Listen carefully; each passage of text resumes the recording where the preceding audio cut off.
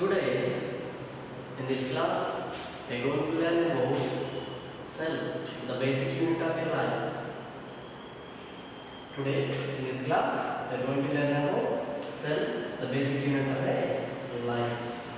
As we know the children, our planet Earth is a beautiful place where all the organisms are happily living and happily coexist. Right? From minute organisms like mosses to the huge animals, blue whales, all are having a basic unit is called a cell. Actually, 350 years ago, people are not aware about this unknown world, invisible world, which are unable to see with our naked eye. People were not known about this invisible world. After the discovery of microscope, the people are knowing about this unknown world. After the discovery of the microscopes, many scientists are working on this invisible world and introduced this unknown world to the people. Right? We know that what is the importance of a microscope and how the microscope shows the remark on the development of science. Okay, let us see what is a cell and what are the functions of a cell. We know that children, all the organisms are made up of cells. All the organisms, all the bodies of an organisms are made up of cells. A cell is called a structural and functional unit of an organism. Cell is called a structural and functional unit of an organism. Cells are formed with some biological molecules. Cells in the organisms, cells are made up of some biological molecules like proteins, lipids, and nucleic acid and carbohydrates. Cells are made up of these biological molecules. Right?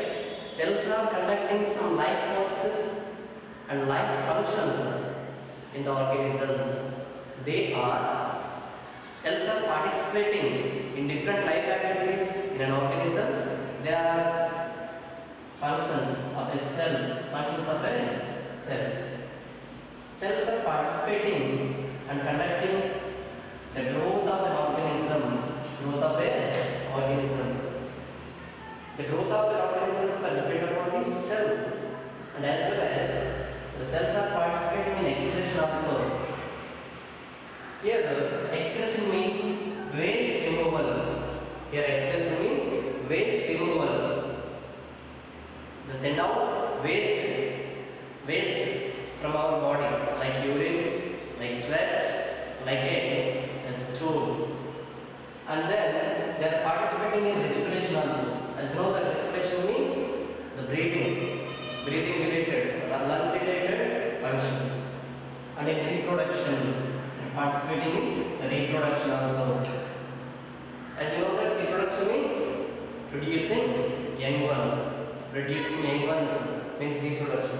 So cells are basically conducting this life processes. So that is why the development of cells are very important, and all the organisms are made up of cells. Now let us know how the cells are knowing and how the microorganisms, which are invisible to our naked eye, how the microorganisms are introduced, are knowing to this world. By the experiments and by the study of the great scientists. So let us see first one, Anthony van Leeuwenhoek is well known and very famous scientist. He was the first scientist who was see the living bodies which are invisible to our naked eye. He is the first person, he is the first human to see the living bodies like bacteria, protozoa, and also some more microorganisms and red blood cells. He was the first human to see these microorganisms with his magnifying lenses which he made by himself. So, actually, he was the first person to introduce these microorganisms or invisible world to these people on the earth. And next, Robert Hooke.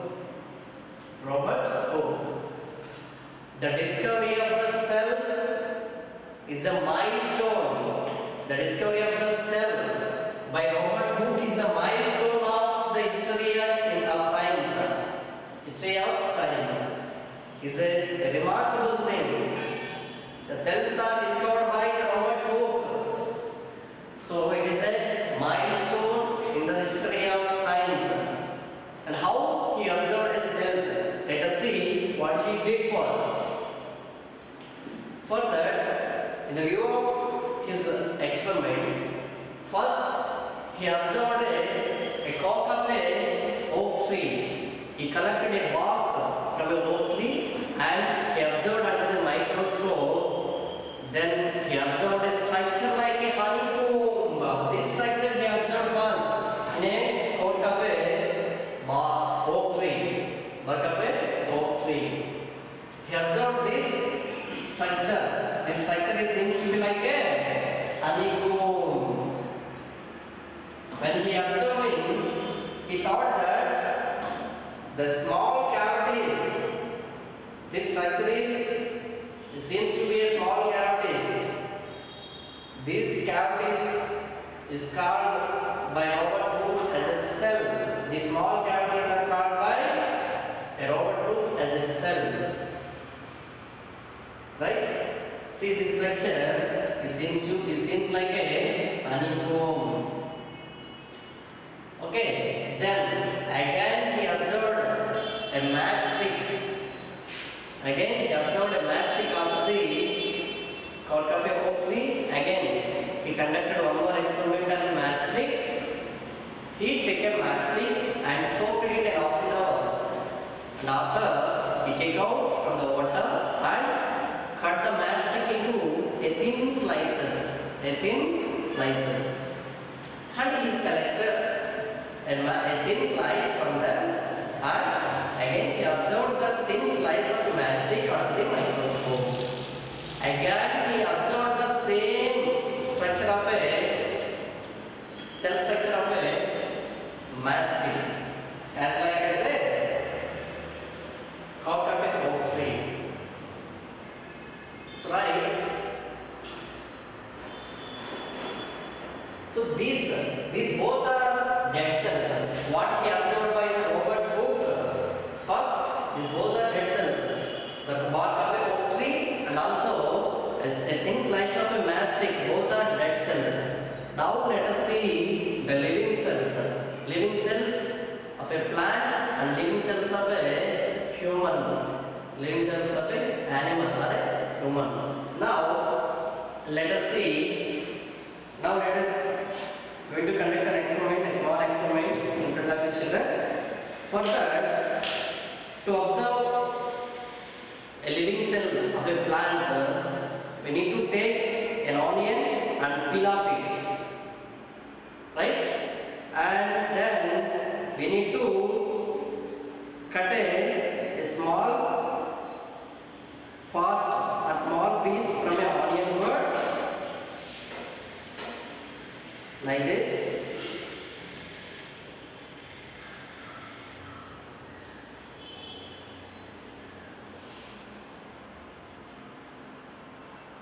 Take care while doing this. And again, see, I have to take an onion piece from the onion bulb. Now again we need to divide this piece into two pieces again. While we separating them, we will observe a small, yes, see this, a small and transparent membrane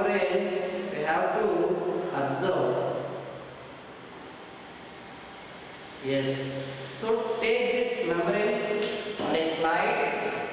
Take this membrane on a slide and place it on a slide.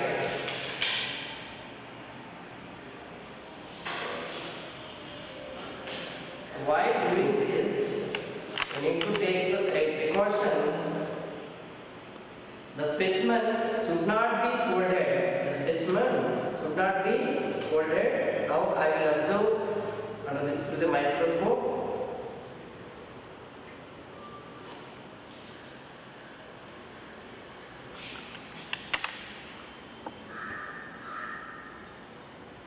Yes, I will see a structure, a clear structure of a onion peel, which we call as a plant cell. Now I will show you this structure on the board.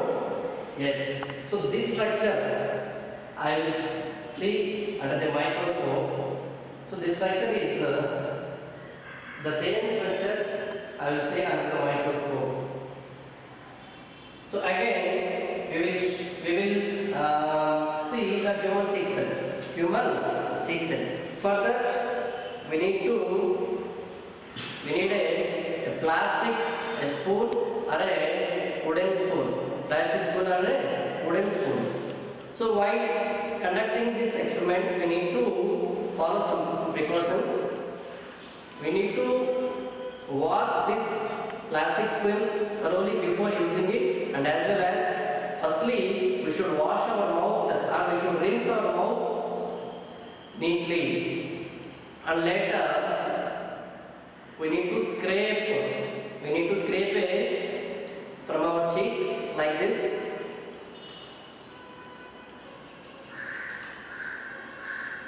Yes, here one more precaution we need to follow. We should not scrape hardly because we may get hurt ourselves. So again we need to collect this scrape on one more slide.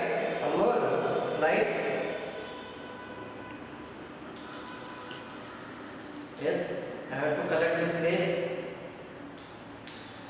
And here we need to add a drop of 1 or 2 drops of a methyl blue. Methyl blue is a strainer. Methyl blue is a strainer. Yes, I want to say one thing here.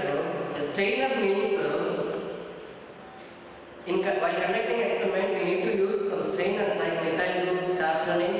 These strainers are added to the specimen for a clear visualization of a part cell. So that is why staining is very important. Staining is a process. This process is called adding dyes to the specimen for the clear visualization. And now let us observe the human cheek cells.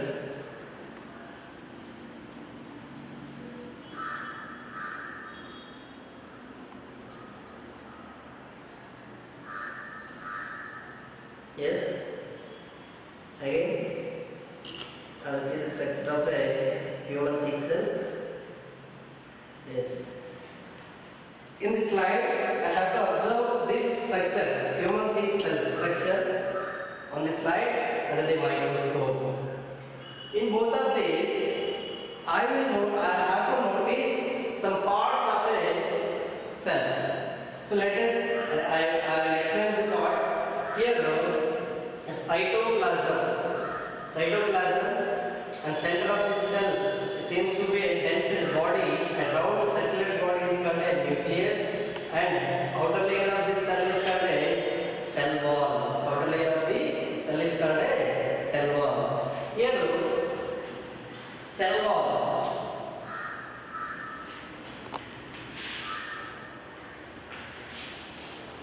Cell wall is a part. It gives a shape and structure to the cell. And then cytoplasm. Cytoplasm is between the nucleus and cell wall. Cytoplasm seems to be a jelly-like liquid, and the major activities in the cell is conducted in the cytoplasm only.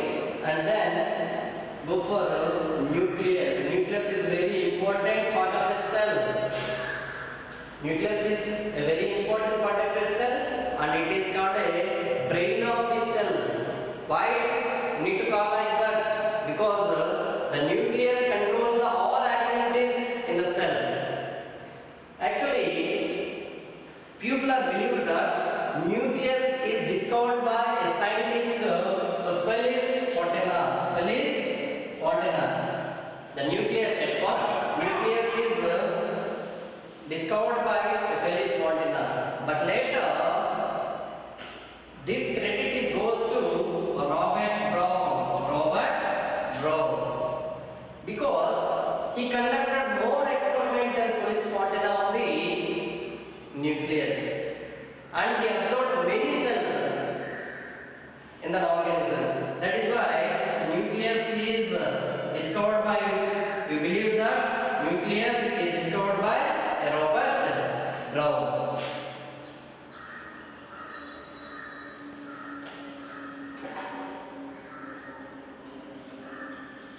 Okay.